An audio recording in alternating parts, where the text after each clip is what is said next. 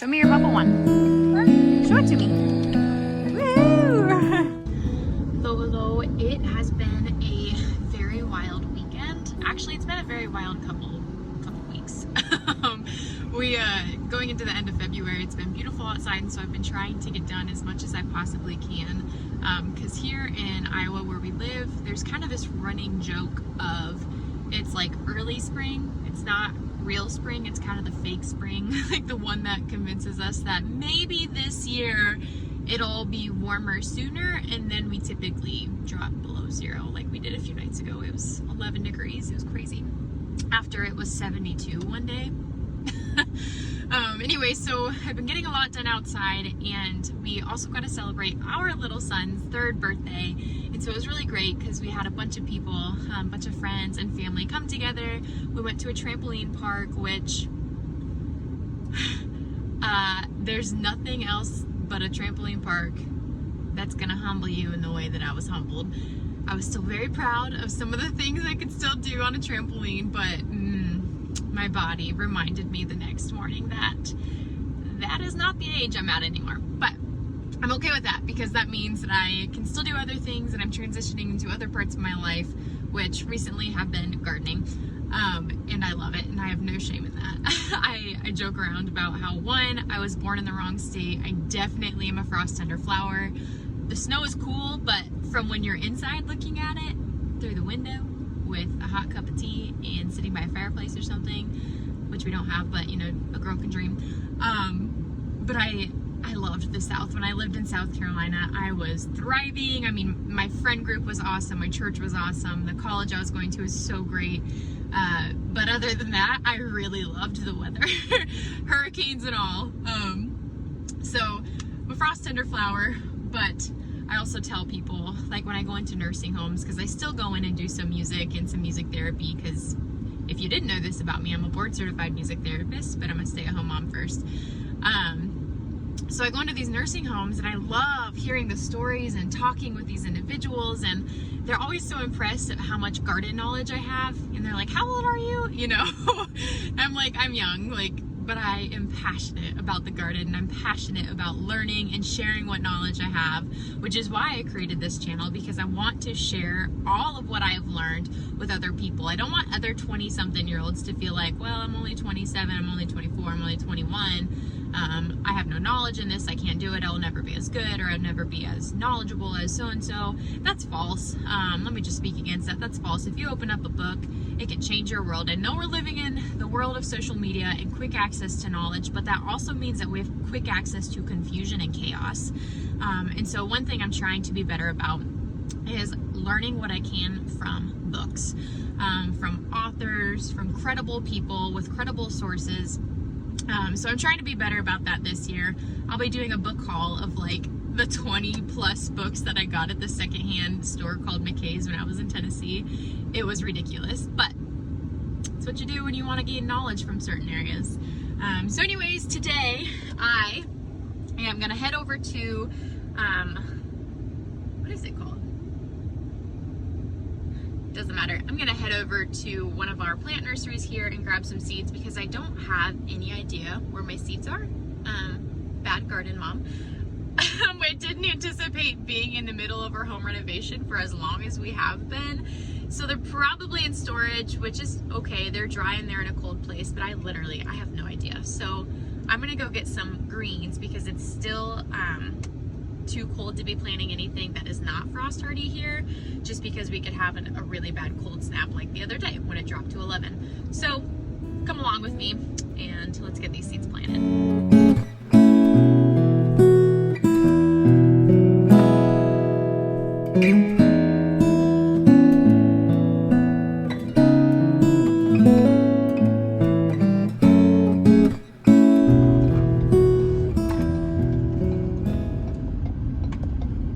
Actually way sad. It's Saturday. They're closed. So we'll go to a box store and I'll show you guys a couple other things when it comes to picking out plants, but also picking out seeds.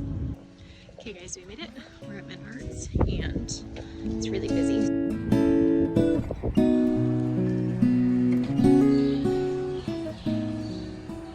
Honestly, the hardest part of shopping at Menards or in any garden center is not buying the things I don't need. Like those wind chimes. Do I need one? Yes, but no. So I ran into what I feared, which is they don't have enough plants out. They have some things like some fruit trees and rose bushes, but it's still a little too soon in zone 5 to be having any plants outside. But what's really weird is I don't see any seed packets. I don't know. So let's change up what we're doing here. I told you guys I got a lot of books, but we'll be talking about those later.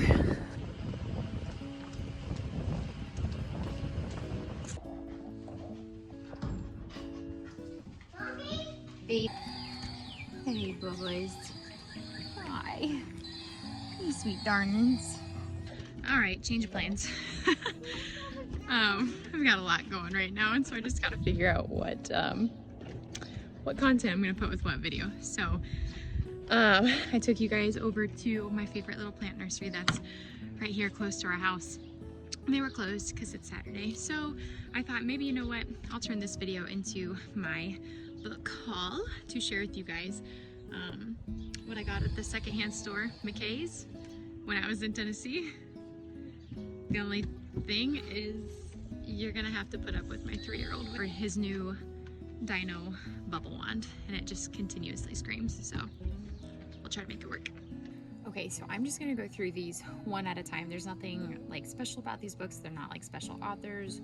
They might be well known. To be honest, I have no idea because all of my knowledge has come from word of mouth, experience, or internet resources, which, just like I shared earlier, the internet is great and there are a lot of resources out there, and there's a lot of great YouTube videos and other homesteaders and farmers and herbalists and everything, and they do carry a lot of knowledge, a well of knowledge. But there's something in my soul that's telling me this year I just needed to grow my book collection and just have resources. So I'm going to share with you what I got. And hopefully my camera or my phone storage doesn't run out. So first thing was this book. This is called Harvest Unexpected Projects Using 47 Extraordinary Garden Plants. This is one of the more expensive ones. It was $18. And it's by Stephanie Bittner and Aletha Harampoulos. I'm gonna butcher these names because I don't know who these people are. Never heard them before, and it's not my forte to pronounce them. But I really liked this book because it didn't just tell you about plants, but it gave you a really great applicable knowledge and recipes and all sorts of things. And come on, look at the aesthetics. They're beautiful. And who doesn't love a beautiful book? So that's the first book. Y'all, I'm so nervous my phone's gonna die and I'm gonna like record all of this information and then it be gone. Okay, so next book, The Healing Powers of Vinegar. This was only $1.50. I'm assuming this is probably somewhat popular, or at least it was. I tried to get books that, depending on what the book was about, but books that weren't completely outdated. Like this one's from 2000, and vinegar really hasn't changed much. There might be some new discoveries with it, but nothing significant in this book is going to be like false. Kion, no. Okay, so this is by Cal Ori, and I haven't read these yet. What I'm seeing in here is just a bunch of different topics of like, is red wine vinegar good for you? How to make your own balsamic vinegar, strawberry basil balsamic infusion. So a lot of these books also have recipes, which is a big thing of why I bought them. The liquid to heart health, all sorts of things. Really excited about that. Okay, I literally, I have, let's count, 1, 2, 3, 4, 5, 6, 7, 8, 9, 10, 11, 12, 13, 14, 15, 16, 17. Oh, I only got 17 books. I thought I had like over 20. I guess that's a good thing, but okay, next book. Fresh Food Fast. The all new Fresh Food Fast. I read that wrong. Fresh Food Fast. I'm assuming this is going to be a lot just like Whole Foods, probably very similar to the Whole30. But again, just really fresh, right out of the garden foods, which is what we are looking for. I really love that this recipe book actually has a picture for each recipe. I mean, there might be 1 or 2 here or there that are like simple aiolis or something. But wow, these are So beautiful. I mean, look at these chops on the back. Super, super excited for my kitchen to be done so I can make some of these and share them with you guys. All right, next one. This is like, I saw this and I was like, well, I have to buy that. It doesn't matter how old it is. It's the Organic Gardening Encyclopedia. So this is what it is, literally an encyclopedia for all things gardening. I'm really glad I found this actually, because worst case scenario, everything hits the fan tomorrow. At least I'll have an encyclopedia to reference a bunch of information. Either way, it's a bunch of information in my hands. So the next one is the Doctor's Book of Food Remedies. So I was also trying to find books that could help me build my apothecary. So I currently have like a few things like the garlic and honey, garlic and oil, oregano and oil, some staples when it comes to your apothecary, but I also want to get into growing my own teas and fully understanding like what each herb can provide for us and what the plant actually does, because so many of us don't realize, but the medications we're taking, the witch hazel applications we're using, all of these things are plant-based. So why? Yeah, baby. Your Band-Aid? That's okay, I'll pick it up. If the pharmaceutical industry is using plants and many other things, if we're being honest, and they're effective, then why aren't we going back to the plants, and why don't we as the receivers of that industry understand the use of what we are putting in our body? So do you want to tell everybody hi? Hi. Hi. Hello, I want world. to see. You want to see? All right, I have to keep checking my phone to make sure that it's recording. So next one, and something I have been just fascinated with, is beekeeping. And we aren't necessarily, I mean, we are rural, but we do kind of live between two state or county parks. We have really great neighbors. The only downside is that we have 2 large dogs, so I couldn't keep any bees like in our backyard where they have free access. I maybe could, but like I don't want to run into that. And this isn't our forever home, but there's one place in our yard next to our garage, between our neighbor's yard and our yard, that he nor us actually use. And so I'm kind of exploring putting a hive there, but in the meantime, I'm at least a year away from that, I think. So I'm going to learn. I'm going to continue to grow in my knowledge of beekeeping. This one specifically is the Rooftop Beekeeper. This is a scrappy guide to keeping urban honeybees. So, are you stomping? Can you be quiet, Mr. Dinosaur? The next book, which I'm also very excited about, was 75 cents, is Weber's Smoke, a guide to smoke cooking for everyone and any grill. So we recently were gifted a smoker. I think it's Joe's Smoker. I have no idea what the brand is. And I knew I wanted a smoker, but I was looking at like the cliche eggs and stuff that were popular right now. But we got this for free. Our friend just gifted it to us, which was so kind and such a blessing, because I really wanted one, but we're really cutting it down to our budget.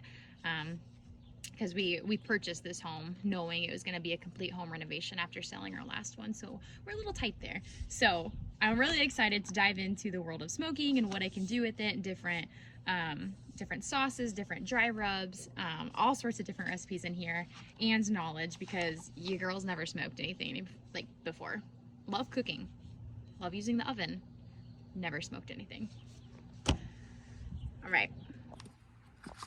Okay, if the camera angle keeps changing, must I remind you, it's because I keep checking my phone. Okay, next one. Jean Ann Van Crevelin. Grocery Gardening, Planting, Preparing, and Preserving Fresh Food. So this was another one. This was $10, but the content of it was definitely worth it. This book's talking about gardening 101, soils, fertilizers, seed starting, mulch, spacing, and then organic disease and pest management. And I know I shared in an earlier YouTube video how I was using Tordon, and it wasn't my preferred choice, but I think it was the safest choice for me and my family, because we had a really, really bad incident, really bad case of poison ivy in our yard that just happened to kick off months of inflammatory, just skin responses, skin infections, and all sorts of things in my body. And so, as much of an organic gardener as I claim to be, I was very willing to put Tordon on the stump of that poison ivy tree, as I call it. So this book's talking about different ways to manage disease and pest management with organic measures. And then it's just talking about, it says edibles, but it's just plants, vegetables, fruit, herbs, and then how to preserve it. So she'll talk about canning, freezing, dehydrating. Hi, baby. Hi. Root cellars. Well, vacuum sealing. I mean, everything is in here. So that's this book. Are you done? Not yet. Okay. Yeah, we'll go to this one. Run away, Dino.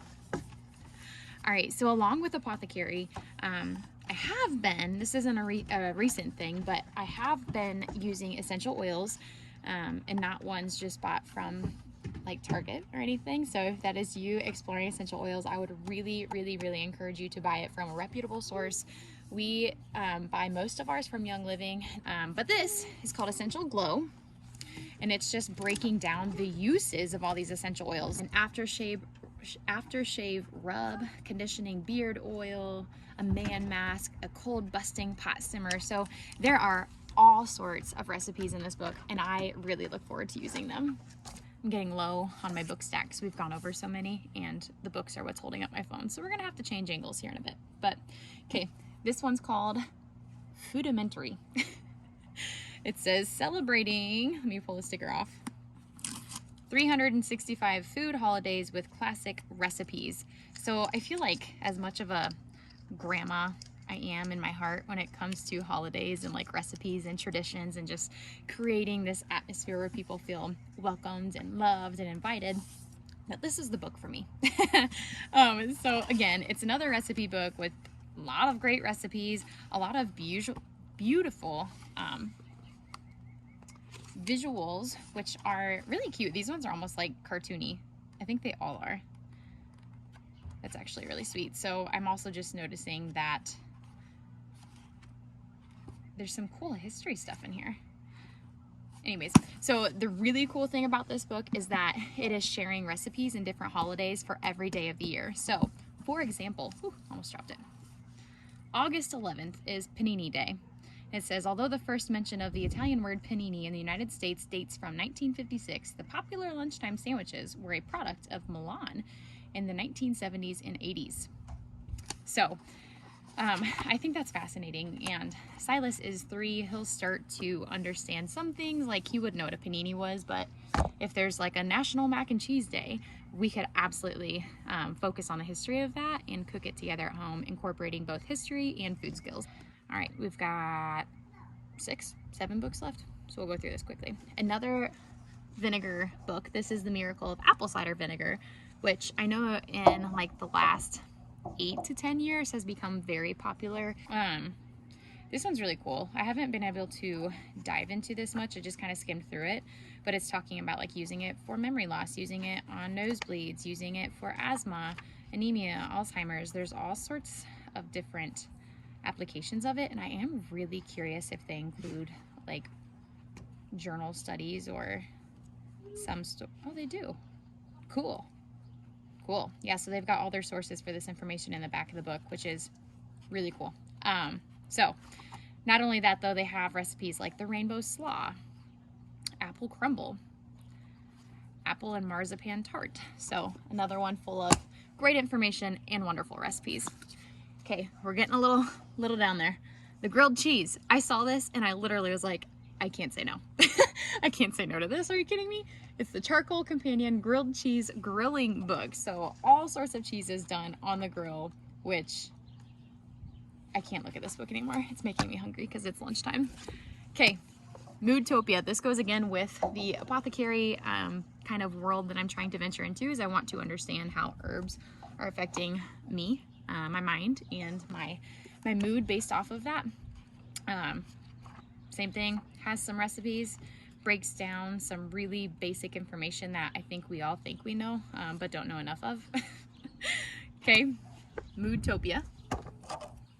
This one is for my sweet friend, Summer, who is currently gluten-free, but I'm not gluten-free. I think that would be a really hard thing to do in my household. But kudos to Summer and kudos to other people that do it, because that world is not easy. So I found this book and I thought that she would love it. All right, I Here we go. We had to rotate because now my book stack has gone from here to here. Now this one over here has gone from here to here. So this one I'm also super excited about. Ignore Silas, he's playing with sticks and the dogs in the yard. They're so funny together. Not only is it beautiful, but it's super informative. So this is The Gardener's Gifts. Again, it's just breaking down basic things that we know about. Like, we know about soap, we know about first aid, we know about wearing an apron and stuff.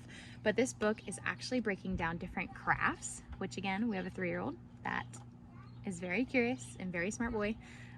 Different crafts that you can do with items from the garden and for the garden, like the apron or an egg collecting apron, whatever you might want to call it. So, and it's beautiful. It's so beautiful. And I love a beautiful book. I'm really big on aesthetics, but I want them to be real, you know? So if it's pretty and not useful, then it's just pretty and I'm not a fan of it. But if it's pretty and beautiful and all things just wonderful, all things just wonderful and knowledgeable, then it's on my bookshelf.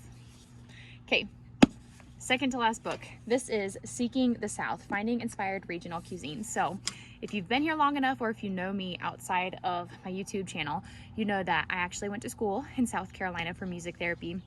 And I lived in Tennessee for 2 different summers during those years, working on a missions trip. And I fell in love with Southern cooking. We all know the cliche of like a good Southern cooking, you know, fried chicken, baked mac and cheese. Hi, baby. Are you gonna get me? Be gentle. Those are sticks and they're sharp. Pew pew. Can you go get your bubbas? Go get them. Silas, did you go poop? Yeah. In the yard? Yeah. Pew, pew, Okay. I love being a mom. I love being a mom. I love being a boy mom. Literally, my son just came up here, and as disgusting as this might be to some of you guys, he pooped in our grass. Which he did like last year when he was potty training because he saw the dogs doing it and he was just too young to fully understand, right? And literally like 5 minutes ago he says, "Mama, Bubba's eating poop." And like, it doesn't surprise me, but also it kind of surprised me because I've never seen them eat their poop. Well, Silas just came up here and turned around because he is buck naked right now and there's poop on his butt. That's just the joy of being the mother of a wild 3-year-old boy. On that note, let's finish up talking about food. So Seeking the South, this book is just full of good, yummy Southern cooking, you know, grilled peaches, yes, things that people just don't fully understand the greatness of here in Iowa. Fried okra, fried chicken, catfish, green tomatoes, yes, deviled eggs, grilled collared beef rolls. Okay, I don't know why I'm doing this to myself. It's literally like 12:30 and I'm starving and I'm recording this video, but help. So this last book I'm super excited about because it's going to be coming to life before my garden does here, because we don't even have our garden beds laid out or anything, because we weren't able to touch the yard last fall because we are focusing so greatly on the inside of this house because it desperately needed it. It was awful. So we made a pact that we wouldn't touch the yard, even though I pulled a weed here and there and poison ivy, because I tried to get rid of that before other people touched it. But worms. So we are going to be talking about this in probably one of the next couple of videos, is worm farming. Okay, so I'm going to be designing a worm farm for you guys based off of a collection of different things that I've learned. This book is a little dated. I think it was in the 1990s that it was written. Yeah, oh, no, 1997. So it's not super outdated. A lot of the information in here is still applicable. It's just that there's different methods that are now out in the internet that are functional and working and probably a little easier to do. So, but I have a method down that I think I want to try. I'm going to start with 1 bin because I think I will actually want to be doing closer to 4, just depending on the size of my garden and how well it takes off. And also I really want to use some worm compost tea in the front yard as we are trying to completely reshape that landscape and grow grass in different areas.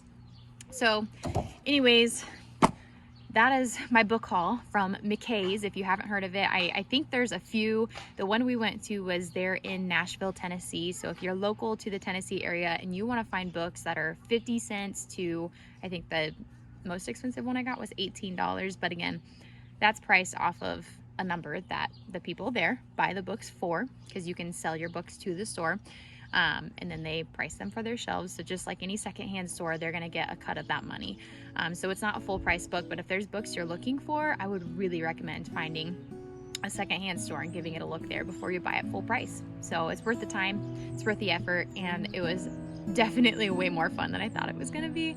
So if you have any books that you recommend that have to do with beekeeping, apothecary, any sort of herbal knowledge, gardening knowledge, landscaping, flowers. Oh, I have 2 other ones. Lasagna landscaping and I think like American roses or something that I was studying this morning. So I won't share that with you guys, but thanks for hanging out with me today. I'll catch you guys on the next video.